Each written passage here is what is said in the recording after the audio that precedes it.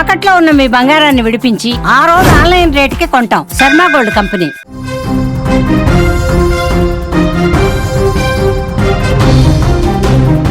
దేశవ్యాప్తంగా సామాన్యుడి వంటింట్లో మంట పుట్టిస్తున్న గ్యాస్ కష్టాలకు ఎట్టకేలకు ఒక శుభవార్త అందింది. గత కొన్ని రోజులుగా గ్యాస్ ఏజెన్సీల ముందు కనిపిస్తున్న కిలోమీటర్ల పొడవైన క్యూలకు చెక్ పెట్టేలా సముద్ర గర్భం నుంచి ఒక భారీ ఊరట భారత్ వైపు దూసుకొస్తోంది.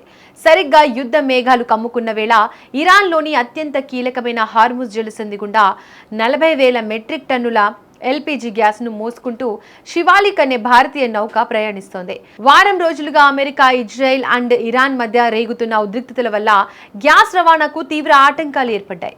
ఈ క్లిష్ట సమయంలో ప్రధానమంత్రి మోడీ స్వయంగా రంగంలోకి దిగారు. ఆయన ఇరాన్ అధ్యక్షుడితో జరిపిన సానుకూల చర్చల ఫలితంగానే ఇరాన్ ప్రభుత్వం భారత నౌకలకు హార్ముజ్ జలసంధిని దాటడానికి గ్రీన్ సిగ్నల్ ఇచ్చింది. శివాలిక్ నౌక వెనుకే మరిన్ని ఎల్పీజీ నౌకలు భారత్కు వచ్చేందుకు సిద్ధంగా ఉన్నాయి. ఇవన్నీ కనుక మరో 2 రోజుల్లో భారత తీరానికి చేరుకుంటే దేశంలో నెలకొన్న గ్యాస్ కొరత పూర్తిగా తొలగిపోనుంది. ఇక దేశీయంగా పరిస్థితులను గమనిస్తే పెట్రోలియం అండ్ సహజ వాయువు మంత్రిత్వ శాఖ ప్రజలకు ధైర్యం చెబుతోంది. గ్యాస్ కొరత అనేది కేవలం ఒక తప్పుడు ప్రచారం వల్ల ఏర్పడిన భయాందోళన మాత్రమేనని జాయింట్ సెక్రటరీ సుజాత శర్మ స్పష్టం చేశారు.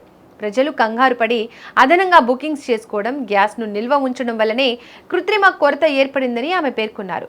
గ్యాస్ దుర్వినియోగాన్ని అరికట్టేందుకు ప్రభుత్వం డెలివరీ అథెంటికేషన్ కోడ్ వ్యవస్థను పకడ్బందీగా అమలు చేస్తోంది.